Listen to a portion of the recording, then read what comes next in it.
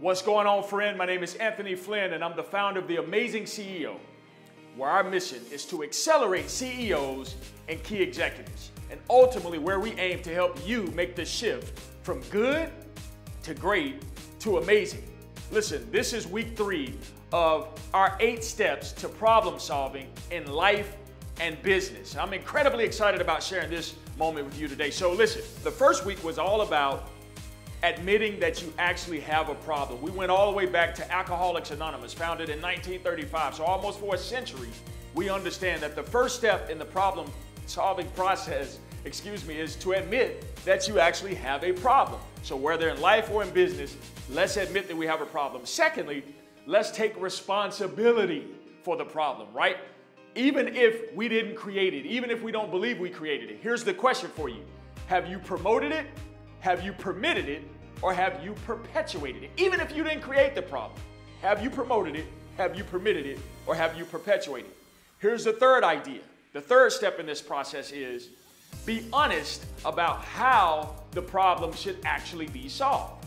All right, so listen, there's a problem in your life, or maybe even in the life of somebody around you. Maybe you created it, maybe you didn't. Maybe it's in your business, maybe it's at your home. Who knows? Here's the next thing you need to think about, however. Are you the best person to actually solve that problem? Could you actually be a barrier or a hindrance to that problem getting solved? Let me give you an example in my home.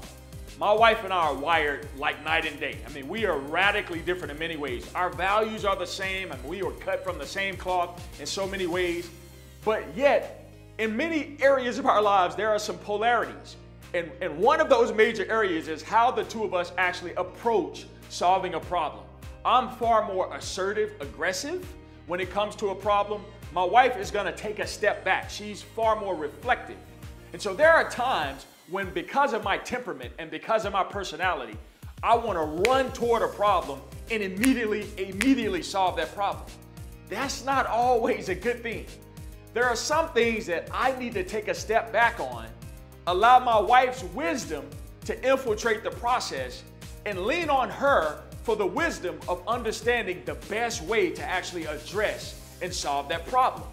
That same rule applies in my business world every single day. There are some problems that don't need to be attacked immediately. Sometimes I need to bring people alongside me who are a bit more reflective, frankly, who have a bit more patience, and a different tier of wisdom, or a different sphere of wisdom, if you will, in terms of how they actually address that problem. So there are times when I've admitted there's a problem, I've taken responsibility for the problem, but in reality, I'm not necessarily the absolute best person to solve that problem.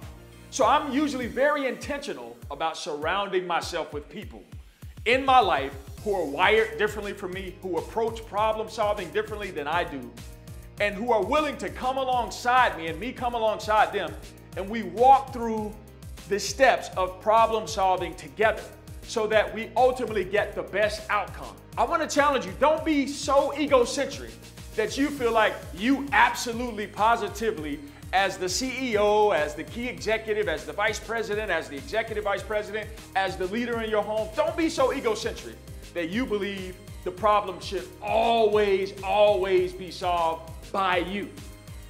Have enough deference, be self-deprecating enough, if you will, to allow other people to come around you and assist you in the steps it takes to actually solve the problem you or someone close to you may be up against in your life or in your business.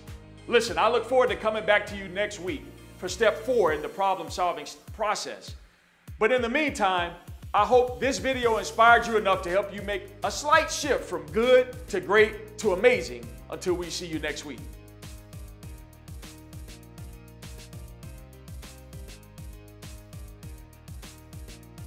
Listen, I want to personally thank you for taking time out to watch the video.